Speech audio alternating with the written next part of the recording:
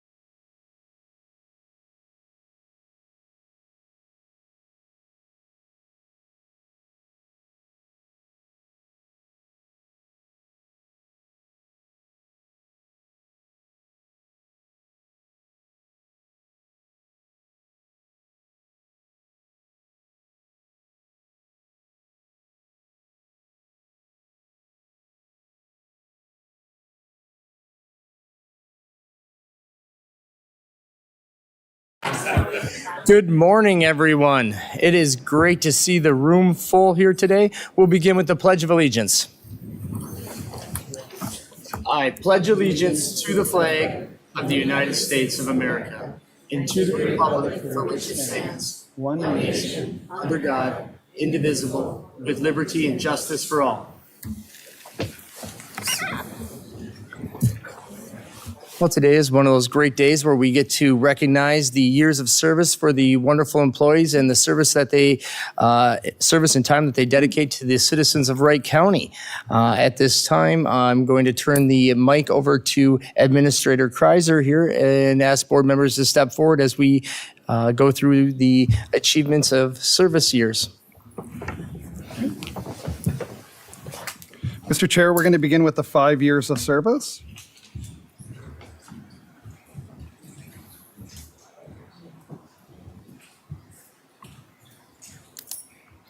All right, Mr. Chair, for the 5 years of service, we have Emily Anderson, Health and Human Services.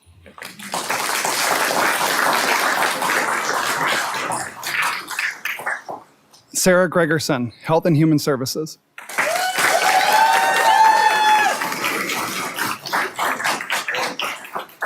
Mason Cody, Information Technology.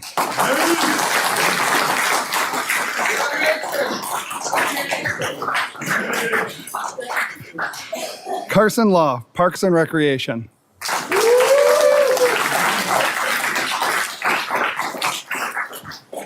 Jeffrey Schultz, Sheriff's Office.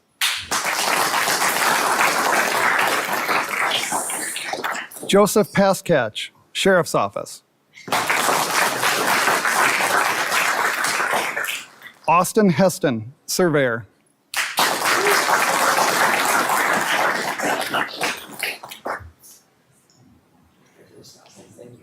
And then, Mr. Chair and members of the board, our 10 years of service.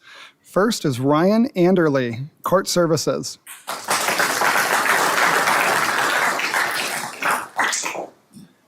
Kayla Sayon, Health and Human Services. Kristen Otto, Health and Human Services. Lisa Wilson, Health and Human Services.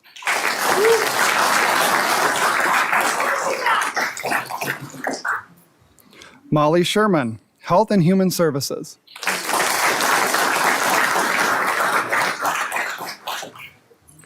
Rachel Broats, Health and Human Services.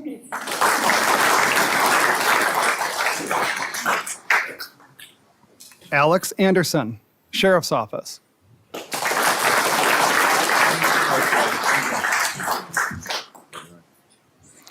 Braden Brokema, Sheriff's Office.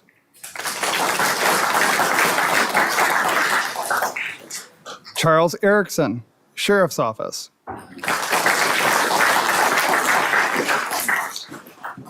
Samson Lubers, Sheriff's Office. Mr. Chair, members of the board, our 15 years of service. Kelly Heastend, Health and Human Services. Haley Dubois, Sheriff's Office.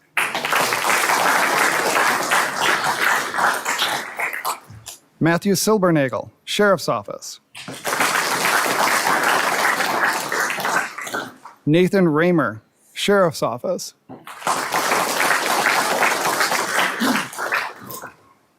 Mr. Chair, members of the board, the 20 years of service. Patrick Levine, Court Services.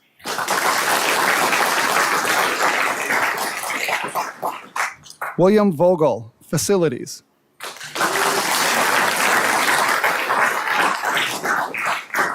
Jill Pooler, Health and Human Services.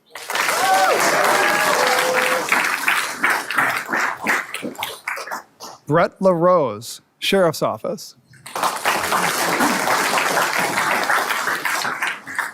Christopher Mazer, Sheriff's Office.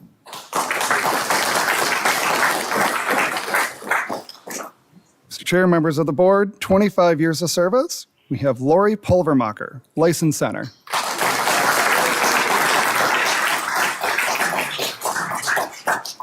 Tracy Janikula, Planning and Zoning.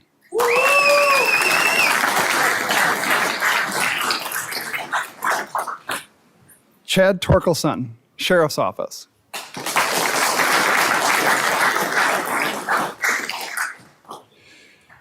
Kent Lepelt, Sheriff's Office. Kevin Olson, Sheriff's Office.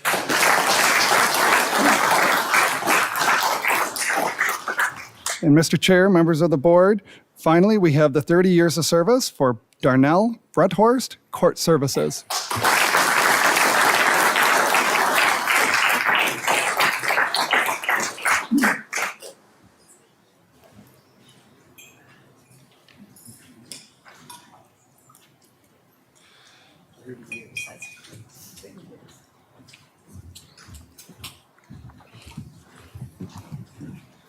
Mr. Chair, members of the board, I'd like to thank all the employees for their years of service here. And especially nice to see 30, 25, and 20-year employees here. So thank you for your dedication to Wright County. And our employees are our greatest asset. And we appreciate everything you do for the county and for the citizens of Wright County.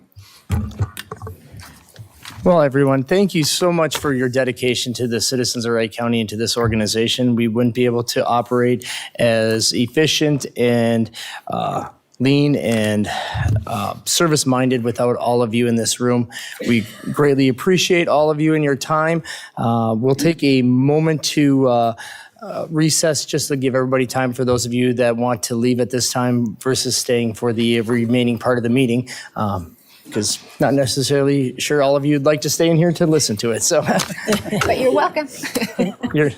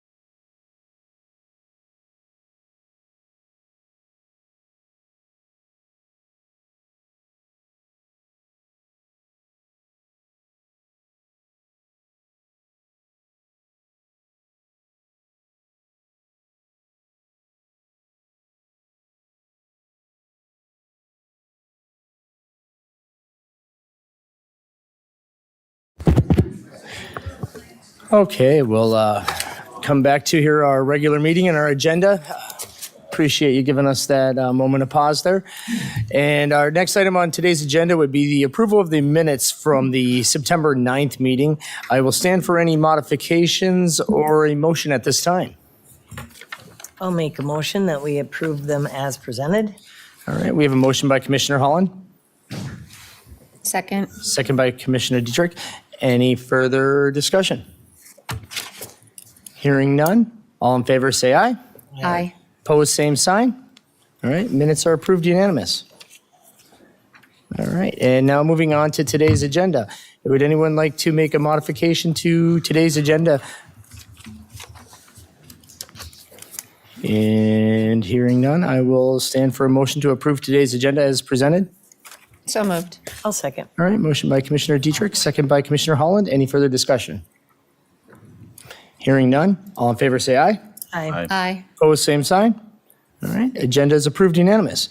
Moving on to today's consent agenda. Would anyone like to remove anything from today's consent agenda for further discussion? Hearing none, I will stand for a motion to approve today's consent agenda. So moved.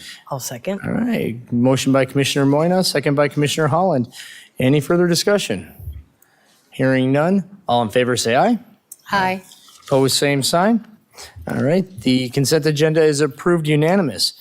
Moving on to timed agenda items, we have the wonderful privilege here to adopt the Resolution 2551 proclaiming this coming week the National 4-H Week. And is it your extension staff to come forward here? Good morning. Good morning. Okay. Ooh, so much stuff. Okay. Hello and good morning, commissioners. My name is Sophie Selma, and I'm a member of the Handy Dandy 4-H Club in Hard Lake, where I serve as president. And as last night, president of the Wright County Federation Board. I'm here to ask that the Wright County Board of Commissioners make a declaration of the first week in October as National 4-H Week in Wright County. To give some background about myself, in case you forgot from last year, I'm a fourth-generation 4-H'er and have been in 4-H since kindergarten, and am now currently a senior in high school. So I'm sadly nearing the end of my 4-H journey. With 4-H helping me with my future career and help fuel my passion, making me beyond ready, which is this year's National 4-H theme. Through 4-H, I've gained leadership skills, improved my public speaking, and I've made connections throughout the whole state and nation. In 4-H, I have participated on the county, state, and national level. As well as serving on the County Federation Board, I'm also my club president, a day camp counselor, county ambassador, a state agriculture ambassador, and as this year, a Minnesota 4-H state ambassador. Wright County 4-H Youth Development Program is an organization for young people kindergarten through 1 year past high school graduation. Minnesota 4-H offers age-appropriate, hands-on learning through projects and activities, including 4-H clubs, special interest groups, after-school programs, volunteering, civic engagement, community service, and much more. Wright County 4-H program has 18 4-H clubs, over 700 members, and 180-plus adult volunteers. The first week in October is the annual celebration of the National 4-H Week nationwide. This week is a time to celebrate the many great things about being a 4-H member. This week is also a time to showcase our organization and our communities and recruit new members. Clubs and members will be working hard to get the word out about 4-H. To assist with our promotion efforts, Wright County 4-H would like to ask the Wright County Board of Commissioners to declare October 6th to the 12th, 2025 as National 4-H Week in Wright County. Well, thank you, Sophie. It sounds like you've done many great things over your years in 4-H, and 4-H here in Wright County, it's great to see that there's 700 plus, and over the years it's only continued to grow with the population, which just articulates how great the program is. It sounds like you've learned a lot over the years. You've done a great job articulating that here today. I would be happy to see a board member make a motion to declare October 5th through the 11th National 4-H Week here in Wright County. I'll make that motion. I'll second that. All right, we have a motion by Commissioner Dietrich, second by Commissioner Holland. Is there any discussion on this resolution? I have a question. Sure. What is your favorite thing of being involved in 4-H that you've ever done that I've ever done? Oh, good Lord. I think my favorite thing is probably making the connections. Like, I have friends from literally every county, and it's so much fun. You get to like see people of my age, all ages, and we just all come together with our passions and stuff. Wonderful. Is there any other questions or We're comments? very lucky in Wright County because I have Hennepin County nieces and nephews that are now involved in Wright County because Hennepin County doesn't have 4-H. And they're able to come to our fair, and it's a great fair. I agree. Well, wonderful. We have a motion and a second to declare October 5th through the 11th the National 4-H Week here in Wright County. It is a resolution vote. We'll start off with Commissioner Moyna. All right. Aye. Aye. Aye. Aye. All right. Resolution passes unanimous. Thank you. Wonderful. Can we get a picture too? Absolutely. Yes. Step down, probably make it easier.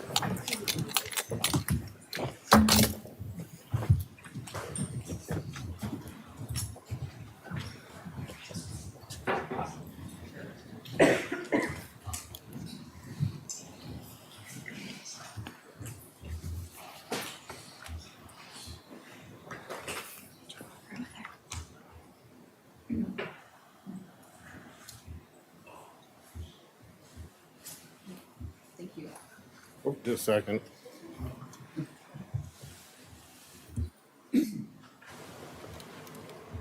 Thank you. Great job.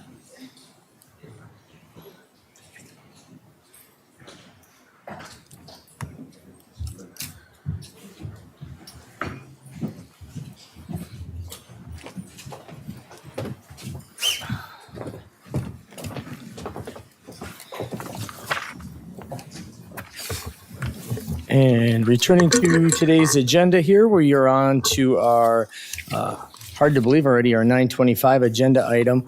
I believe at this time, I don't view this item as controversial. We could probably move forward with it.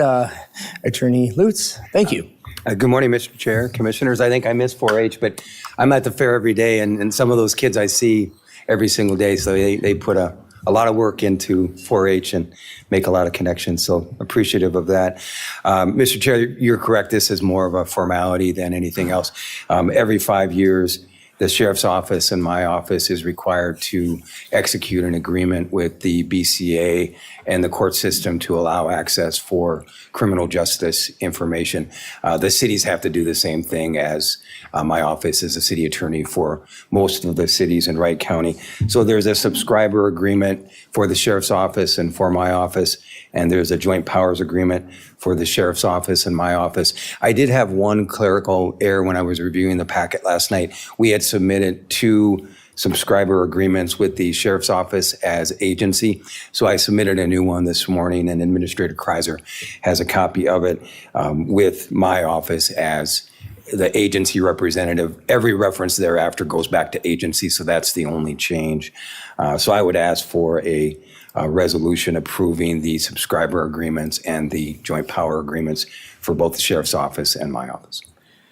Thank you, Mr. Lutz. At this time, stand for a motion to approve the signatures on Resolution 2555 with the stated clerical corrections. So moved. All right. Second. All right, we have a motion by Commissioner Shane, second by Commissioner Holland. Is there any discussion? No? All right, resolution vote then. Commissioner Shane? Aye. Aye. Aye. Aye. All right. All right, resolution passes unanimous. Thank you, Mr. Chair. And I did inform Administrator Kreiser, I have the contact information for the DPS. So once signed by Mr. Chair and Mr. Kreiser, I will email those agreements to my contact. Thank you. Thank you. All right, we're going to hold off on our 9:30. I don't want to get too far ahead of ourselves. We're going to move on to items for consideration. First one would be the recommendations / minutes from the County Board workshop on 9/9/25.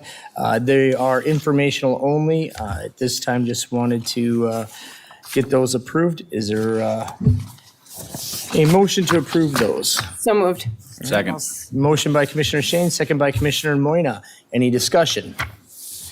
Hearing none. All in favor, say aye. Aye. Opposed, same sign. All right, motion passes unanimous. Next is the approval of the recommendations from the revisers work group on the September 15th. The revisers recommendation is to move forward, with, yep, it's all in there. I'm sorry, my papers got messed up.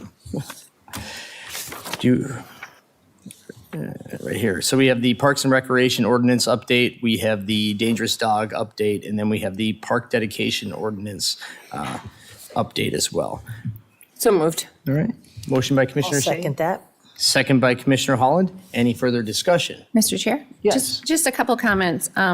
With these recommendations, I believe we should have the time that the meeting was held and who was present to fulfill the minutes so that we know, have those details included, please.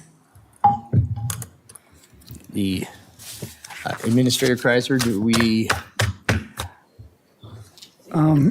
Yeah, Mr. Chair, if you want it in the record, I'm showing the meeting was held on September 15th, 2025. I believe Commissioner Sheen and Holland were in attendance. Is that It the whole was an committee? advisory meeting. Is it the whole committee is 2 people? It's an advisory meeting, so. So we don't, they are, sorry, you want to go meeting. cover Commissioner? Isn't it a work group? It still We should met have- at 10 o'clock in advisory setting. It should still have who was present. So here's what so Commissioner Dietrich, these are they're advisory groups, so they are bodies of 2 commissioners, so they are not a quorum, so they do not hold minutes to them per se. We are bringing forward here the recommendations. It doesn't say minutes, it says the recommendations from that advisory work group. It is basically a group that allows staff to get direction to know that they have at least 2 commissioners in favor of something before bringing it to the board. So it doesn't have any formal voting or approval. It just mostly gives the staff the ability to pre-vet things and know that they at least have support from 2 commissioners when bringing it forward to the board. That is how all of our advisory work groups have been formed and how they operate. Mr. Chair, there was staff present then advising the 2 commissioners? Yes. Yes, so that's what I'm asking is that those people present should be stated. It's a public meeting. It's still a public meeting, even if it's But it's advisory. not a public meeting because it is only 2 commissioners, not a quorum. It is not it's a work group. It doesn't have to be, it could be public, but it doesn't have to be public. We don't publish it as a public meeting. It is literally 2 commissioners that are meeting ad hoc with staff to develop a plan to move forward with different items. We may have a standing name for it when they meet on these. They may actually schedule them, but they could be even ad hoc. I will just disagree with that process. I think it should be more transparent. We should have the date, time, and who was at the meeting in order to reflect that to the community, that who's working on this and who's bringing the recommendation forward for all of these. They should have minutes, who's there, when. I understand your position and where it has been, but I feel we should be more transparent. The reason it is actually operated in this fashion is because there are some things that we can't or shouldn't roll out without at least allowing board members and staff to pre-vet things out there, because it may lead staff and public down rabbit holes or get a perception that something's actually happening when it's not. So this is an opportunity for us to be able to have difficult discussions sometimes, whether it's on a personnel level or an operational level or a strategical level, that we can discuss it and determine if there is even an inkling of interest by board members without actually capturing or interesting the public or staff when it may actually be dead on first sight. And that's, I understand your side from the transparency. The transparency is not lacking. The transparency is here in this room. The transparency is when we are actually making decisions holistically of 5 individuals. 2 members working with staff to bring something forward and trying to develop a proposal or an ordinance or an internal policy isn't one that necessarily the public doesn't necessarily always have to be involved in how the sausage is made. They need to be here and know about when we are approving it and buying that sausage.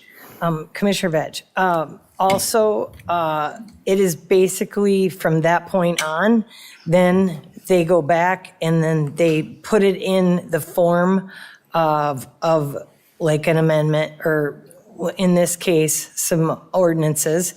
And then it's our job as commissioners, because it's well documented in in our staff packet. And then this is the time and place where we have the discussion if there's something that you don't like. So as commissioners, it's our job to read through those. And this is the place where we have the open discussion on the changes for these ordinances. And if we don't have any changes, then we go forward and put them. And so it's our job as commissioners to read the packet, talk to staff that is aligned, like with the ordinance. Tim Dahl would be the person for the dangerous dog. That's our job as commissioners.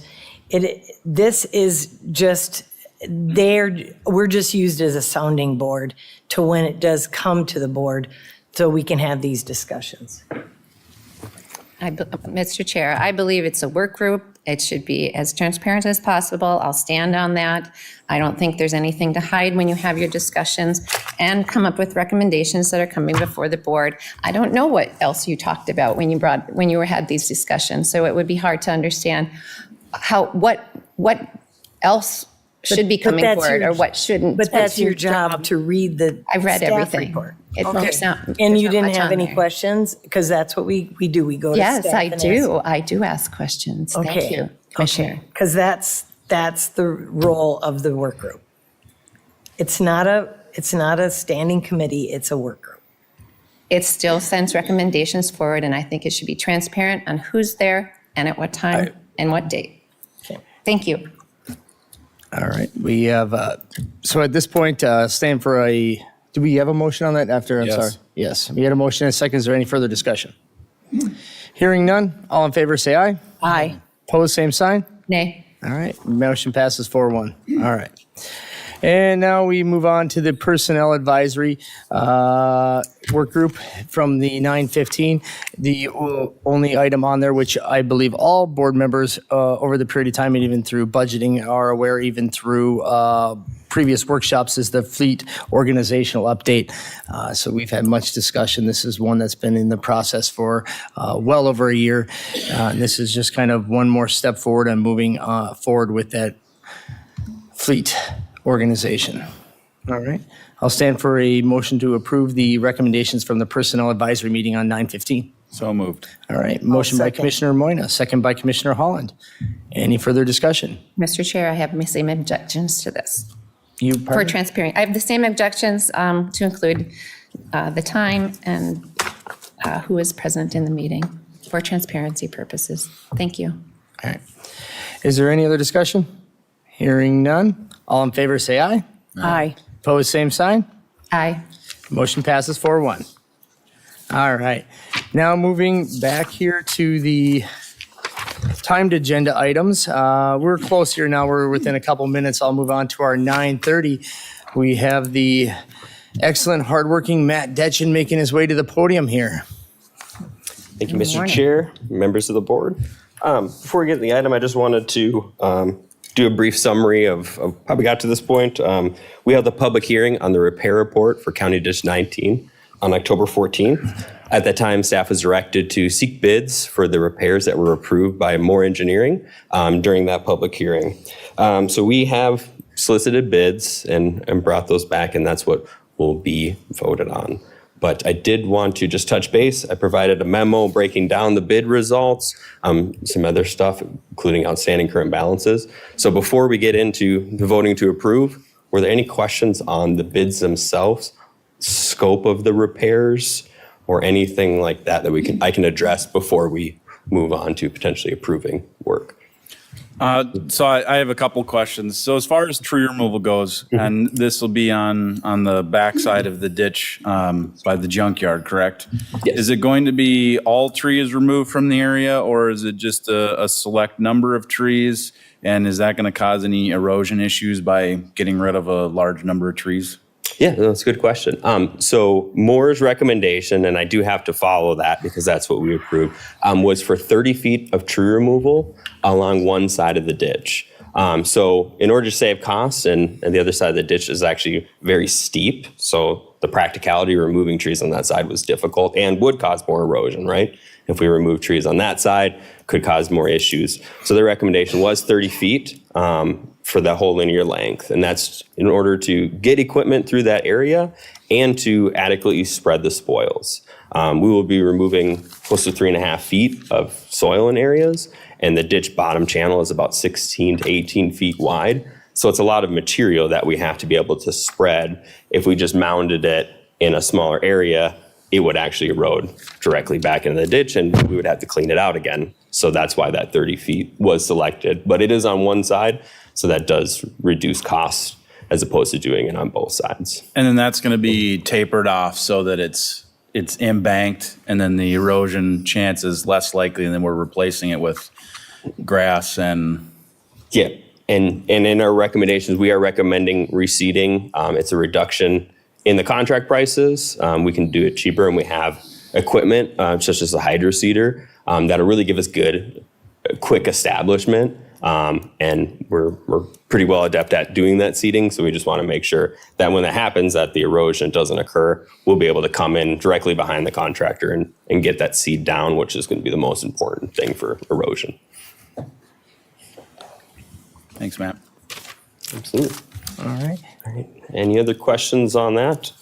Otherwise, we can get into the items. So, again, I am not a member of the Drainage Authority. I'm not an elected official. I am recommending, based on the amount, all the quotes came in below the engineer's estimate, and the contractors. I've worked with these contractors. I can vouch for their work ethic and their quality of work. So there are 3 that I am recommending approval based on those merits, and 1 that I'm recommending rejection. So we'll just work through those right now. So the first item is to approve the low bid authorizing the Agricultural Drainage and Natural Resource Supervisor to sign contracts for all of these. So we just have to address that, approving me to sign signatures if you approve the work for this contract. So moved. Second. All right. We have a motion by Commissioner Shane, second by Commissioner Moyna to move forward with authorizing Mr. Matt Detchen to sign the approved contracts when and if they are approved. Mr. Chair? Yes. Just a couple comments. We did receive some emails with some information to ask to reconsider, and I just want to acknowledge that. But as we move forward, it's our obligation to repair and maintain the ditches. So I just wanted to acknowledge that those comments we had received via email, and appreciate that the public has been reaching out to us. All right. Is there any other discussion? For the first item on there would be to approve or authorize Matt Detchen to sign the contracts when and if they are approved. Any other discussion? Hearing none. All in favor, say aye. Aye. Opposed, same sign. All right. Motion passes unanimous. All right, so we broke these bids into 4 different sections.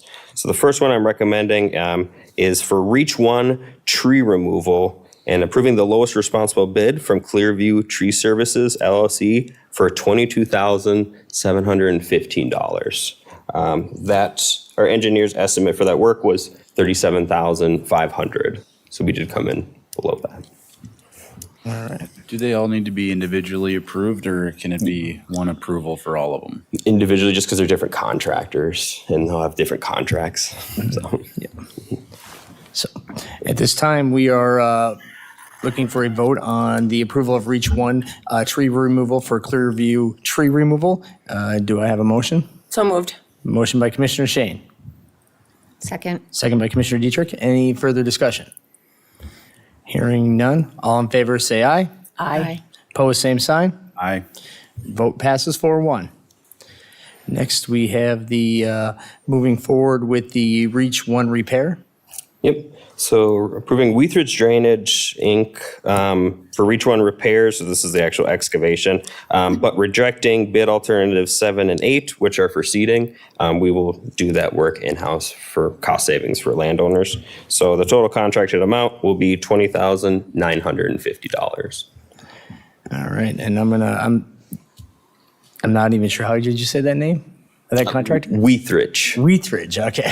It doesn't read the way it looks, so. Very All complicated. right. At this time, I'll stand for a motion to approve Wheatridge Drainage, Inc. for Reach 1 repairs in the amount of $20,950. So moved. Motion by Commissioner Shane, second by Commissioner, was that Holland? Yep. All right, by Holland. Any discussion? Hearing none, all in favor, say aye. Aye. Opposed, same sign. Aye. Motion passes 4-1. All right. Final one, approving Cotula Brothers Excavating LLC for Reach 2 repairs. Again, rejecting bid alternatives 6 and 7, as these are seeding bid alternatives. We will also be doing this work in-house for a total of $7,975. All right. At this time, I will stand for a motion to approve Cotula Brothers Excavating LLC for Reach 2 repairs in the amount of $7,975. So moved. I'll second. Motion by Commissioner Shane, second by Commissioner Holland. Any discussion? Hearing none, all in favor say aye. Aye. Opposed, same sign. Aye. All right, motion passes 4-1. And our last item would be to reject all bids for Reach number 4 repairs and direct staff to continue working on permitting items on this section. Yep. So I have no concerns with the bid or the contractor. It's just with work that Reach has public water wetlands, stuff that wasn't vetted through our original repair proceeding. So I had to work with the DNR Soil and Water Office on receiving all the permissions for that work before we'd be able to move forward. So. And at this time, I will stand for a motion. I'll make that motion, and thank you, because I know there was extra work with the DNR involved, so thank you on that. Second. All right, motion by Commissioner Shane, second by Commissioner Moyna. Just to conclude this discussion, this is kind of one step in many, many steps that we've gone on with Ditch 19 over, boy, it's got to be going on like 7-8 years that we've been having discussions on this one. And I will articulate that I understand the angst by a number of the individuals on this system, and I will agree that the way that the 103E drainage law works and how we have to assess landowners isn't necessarily palatable or one that I would even agree is the best way of doing it. But unfortunately, that is the tool we have by the state, and we are required to assess those ditches under that format, even though it does create a certain amount of inequity to it.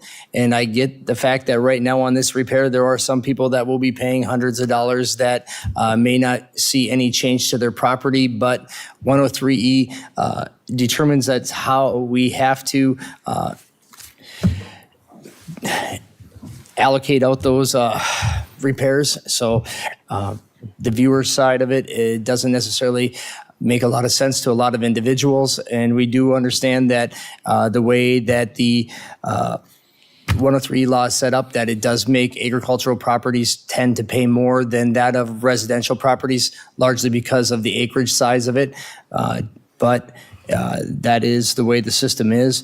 I do sympathize for the people on this system, but nonetheless, if we didn't do this work, we would be holding individuals at harm of greater expenses because of potential legal damage that could happen if we didn't make these repairs. And I wanted the individuals to understand that we're making these decisions in the best interest of them, whether they may like it or not. If we didn't do it, the Drainage Authority would be up against potential litigation, and then we would actually be paying for the damages and the legal costs, as well as on the backside of it having to make the repairs. And I want the individuals to know that.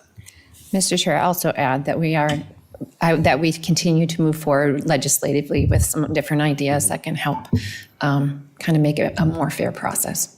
Yep, and hopefully those legislative priorities that I submitted to you for 2025, we can hopefully go and start expanding on that and seeing what we can do to help resolve, like Commissioner Vetch stated very well, is some inequities in drainage law that has to come at the state level. So happy to keep working with you on that. Thank you. Yeah, Mr. Chair, and for Matt, if I could, it indicates, or I think you indicated that the DNR is requiring additional permitting work, but I think, as you know, as long as it's a repair, we just have to seek their concurrence, not a permit. And we don't get a permit from the DNR unless it's actually an improvement, because that's what the rules of the DNR indicate, even if they say otherwise, because they have an inability to actually read their own rules in the statute. But we are not going to be getting a permit, Mr. Chair.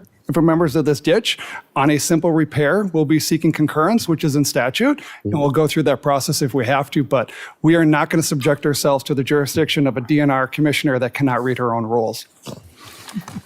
I thank you, Administrator Krezer. I appreciate getting that on the record. Mr. Chair, I do appreciate what you had said too. And my objection to the other three being approved is not based on the work needing to be done, because even residents that I had talked to out there that are not in favor of this, they had validated that it does need to be done, it does need to be cleaned out, but their benefit being a mile or more away, they don't see that as being beneficial to them. And I understand that because of how the way the statute is written right now, that the hands are tied on this. And I'm glad that we are going to work towards some hopefully resolutions on the drainage stuff. And I know that the representative for that area, which is Representative McDonald, is aware of it too. And, a lot of these laws are very antiquated, as you would say, and they haven't been updated in a long time. And when these ditches were formed, there may have only been 8 property owners in the area. So getting 8 people to agree on a ditch being put in place was very easy. But now when you have 108, you'd never get a consensus of that. So I believe that a lot of it just needs to be rewritten, and the state needs to take a better look at how these old antiquated laws and statutes can get rewritten and redone so that they are more evenly distributed to the people that they provide a greater benefit to.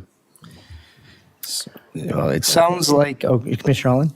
No, that was perfect. It sounds like the comments made by the individuals on County Ditch 19 and many ditches across the county did not fall on deaf ears here. It sounds as though there is a couple motivated commissioners, and I believe the board holistically wants to advocate for all of you in St. Paul to hopefully bring forward some changes to the 103E statute, if nothing else, even if it's one-offs for Wright County, to be able to mitigate some of these problems. So, all right. And with that, if there's no other discussion, we will take a vote. All in favor of the rejections for bids on Reach 4, say aye. Aye. Opposed, say nay. All right. Motion passes 5-0. All right. Thank you. And we're pretty darn close to on time for our 9:40, our agenda item here. Now it is to go forward with all the hard work by board members and staff and looking to move forward here with a preliminary 2026 budget adoption resolution. Yes, Mr. Chair, if I could bring up the PowerPoint slide. Yes, Mr. Chair, it's my privilege and honor to present to you the 2026 preliminary levy. This is the administrative proposed budget to present to the board today for consideration and recommendation. Frank, if you go to the next slide. Some highlights of the budget, Mr. Chair and members of the board. We have a preliminary levy that I'm presenting to you today at 5.57%. It's the levy overview. We did have some key challenges with this budget this year that were thrown at us both from the state and federal level. We had cost shifts that we mostly avoided from the state.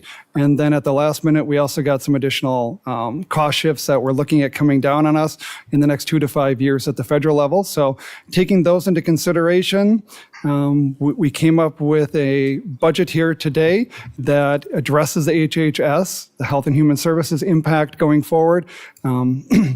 What's not listed on here as well is what we commonly refer to as the ACT, which goes into implementation in 2027. which addresses health and human services on the child protection end of the spectrum. So the budget you have here today incorporates some cost-saving measures and also some investments in key areas to try to address these state and federal cost shifts, as well as the additional unfunded mandates that we're going to be getting from the state with the act going into effect on January 1st, 2027. One of the other key challenges that we have with this budget is that we do have 8 union contracts right now that are up for negotiation with the county. Our healthcare insurance is also increasing. Just yesterday, we received word in administration that it is a 14% cap. So we are hitting our 14% rate cap next year. If we didn't have that rate cap, it would have been a 25% increase from Medica. But with our rate cap that our brokers were able to negotiate, we're able to keep that rate down at 14%. But that is still an increase that we've expect was going to be coming during the budgeting process, and it was affirmed yesterday, and it did come. The additional coming up in January 1st of next year is the Minnesota Paid Family Leave Act. Half the statutory amount that the county is required to contribute of 0.39%. If you look at the state, it's broadcasting, if you go with the state, at 0.88%, so it'd be 0.44% if we were to stay with the state. But administration and with the county board's blessing has gone forward with a new plan with MetLife on the private market, which saves us, it drops the price from 0.88% on everyone down to 0.78. So we did have a 10 basis point savings there. So that is passed along, as you can see here, from 0.44 down to 0.39, and 5 basis point reduction. We also have rising costs that we addressed in this budget for fleet and equipment, supplies and materials, and technology upgrades and contracts. Those are some of our hard costs that seem to always hit us every year as part of the budgeting process. But we took a holistic view of everything and looked at the trends over the last 3 to 5 years and cut everywhere we possibly could on the administrative level to present the board with the budget that you see here today of 5.57. Next slide, Frank. So some of our priorities that we looked at are addressed in the levy. We're providing for greater civic engagement. We're looking at improving and maintaining our standard services. Even in light of cost shifts that are coming at us, we are investing in maintaining our level of service that we have here.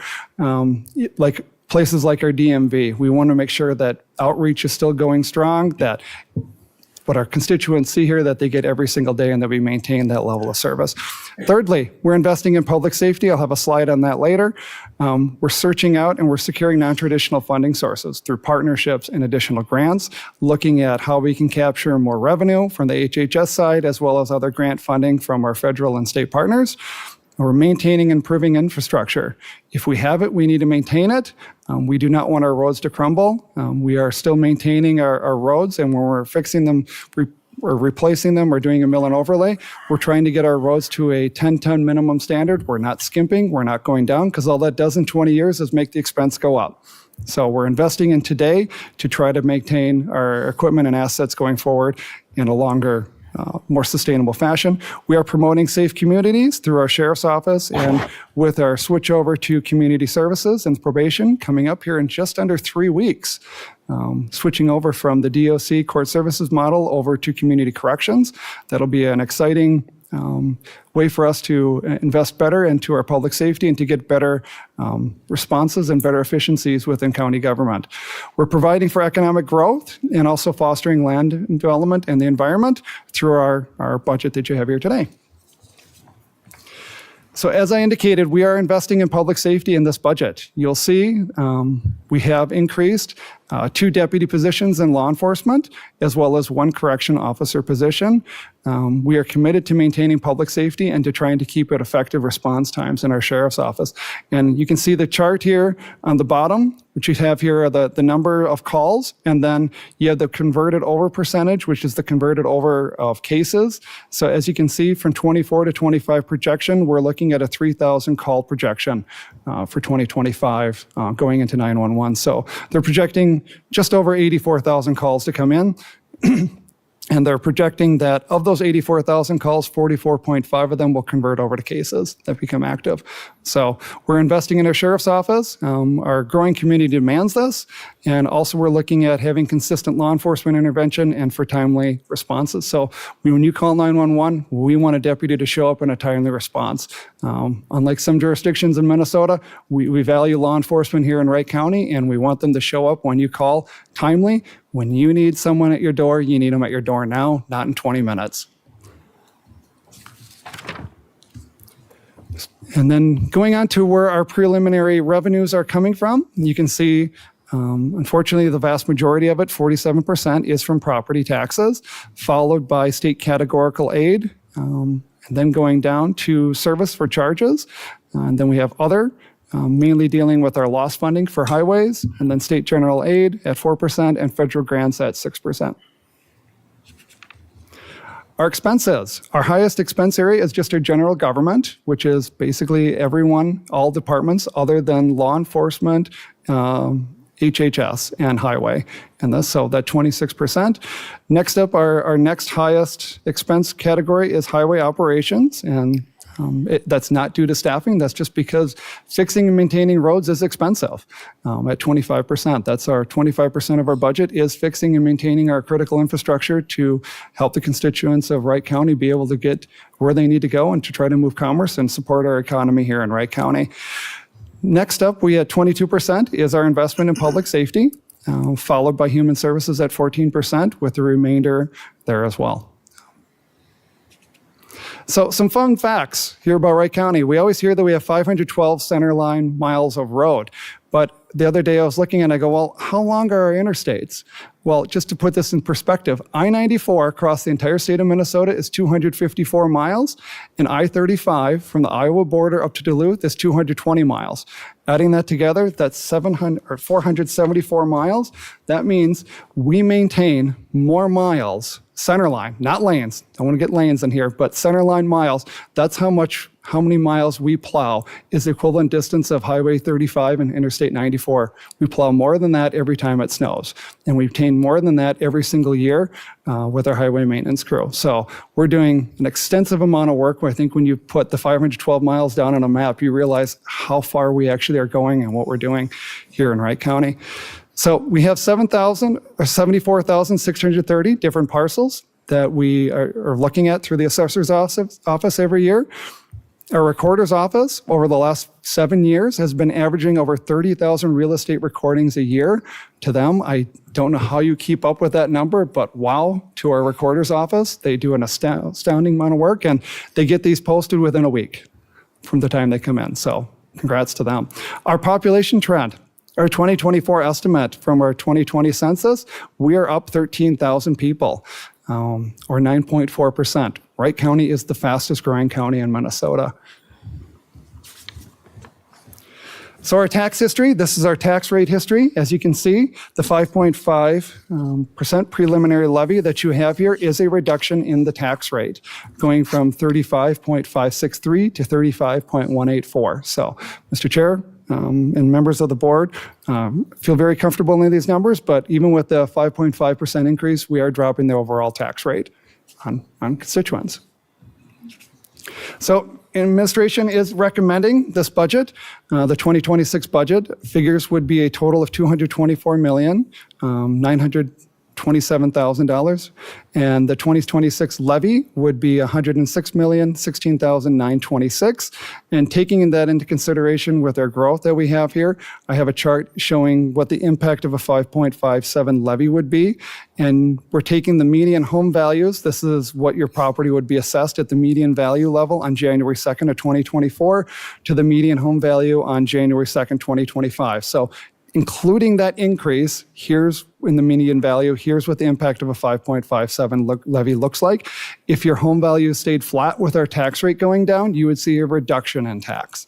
But everyone's house, unfortunately, for tax purposes, goes up every year. If you're selling, great, it's going up. But for tax purposes, we never like it when the taxman says it goes up. But fortunately, it always does. So I wanted to be truthful to people and show them what the actual impact is on the median value. And I tried to break it down to some of the bigger cities across our commissioner districts so that we kind of had a more representation. But at the bottom, there is the county-wide average. The median home value is 348.8. In 2024, median home value of 362 county-wide. And with a 5.57 levy impact on the median county-wide home, it's $38.71 estimated tax impact for a residential property. So, Mr. Chair, with that, that is the administrator's proposed 2026 budget. I'm happy to stand for any questions. Thank you, Administrator Kreiser. I appreciate board members and staff and the going through a great budget season. I feel that this process was the best that we've had in my tenure. We've had great discussions. We're still able to maintain that methodology of trying to create sustainability while trying to continually bring down the tax rate as much as we possibly can and being able to keep it sustainable, trying to remove the peaks and valleys and trying to lower the taxpayer impact. I think once again, we've been able to achieve it, and without doing so by preventing us from squeezing a balloon and making you have to pay it all back and more some next year, barring any legislative changes. I also want to say thank you to an extra thank you to our finance staff. Some of the systems that you have in place, some of the spreadsheets have been really, really helpful for us to kind of forecast out and really be able to look at things in front of us now and in potentially in the future so that we can make good decisions. And I want to thank you for that. Always seen continual improvement in the process and continual improvement in our organization.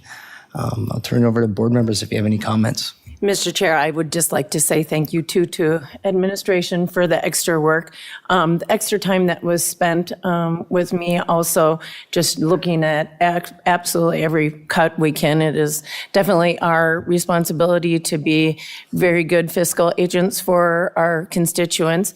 I do feel that we did a really good job this year moving forward with this. And I look forward to the continuation of keeping a very tight hand on the purse strings, as one of my old council members used to always say.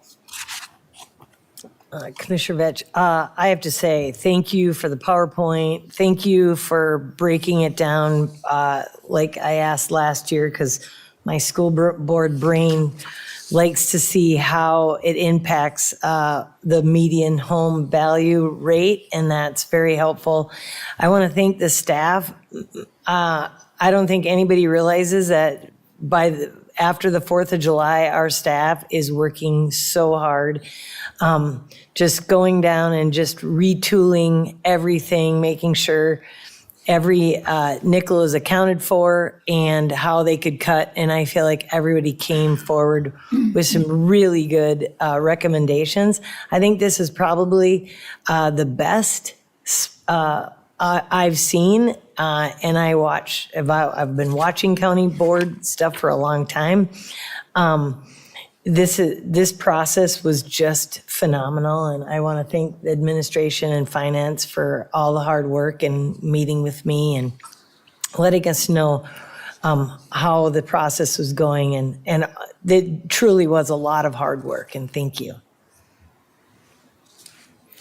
I don't know what else to say on top of that. I mean, they pretty much summed it all. I mean, it's good work by everybody involved. I mean, I came from a city with about a $4 million budget to $225 million budget, and that's a very large chunk of change difference. And this was not an overwhelming process because of all of the individual departments that met with us, all of the time administration and specifically finance putting together these charts and these graphs and making it very easy to understand that, you know, we're doing what's best for the county moving forward and in the long term. All of that being said, just appreciate all the efforts and keeping first and foremost the impact of the taxpayer in mind, but also the quality services that we want to provide at the county. So thank you for all your efforts. Thank you for your daily work serving the people of Wright County. Well, with all that being said, I will look for a board member to make a motion to set the preliminary levy for 2026. So moved. I'll second. All right, we have a motion by Commissioner Shane, second by Commissioner Holland to move forward with the resolution setting the 2025 preliminary levy at 5.57. Any discussion? Hearing none, resolution vote, I'll vote aye. Aye. Aye. Aye. Aye. All right, resolution passes unanimous. Mr. Chair, if I could just thank the board for everything you've done here. It's a lot of work that goes into it that I don't think people see that goes on here. And it's always amazing. In government, it's always fun because you do all the work behind the scenes and then we take a 10-second vote and it's done and over with. But I want to thank you. The board was very invested in everything we did here. And your guidance and leadership throughout this, Mr. Chair, and members of the board, was greatly appreciated. And I also want to thank our staff on the finance team, as well as our department heads as well, for really zeroing in on the budget here to try to get this figure to this year. Well, one last item. It's more of just a housekeeping item. We need to schedule, now that we have our preliminary levy, we need to schedule our we used to be known as the Truth and Taxation meeting, but now it's just the budget overview prior to our final approval of it before the 1st of January 2026. We need to have a public hearing. So with that, we're looking to tentatively schedule December 11th at 6 p.m. I'll make a motion. Second.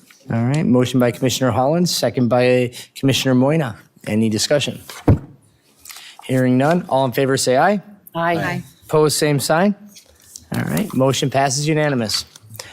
And with that, and no other items on the agenda to attend to, we will adjourn the county board meeting at 9:59.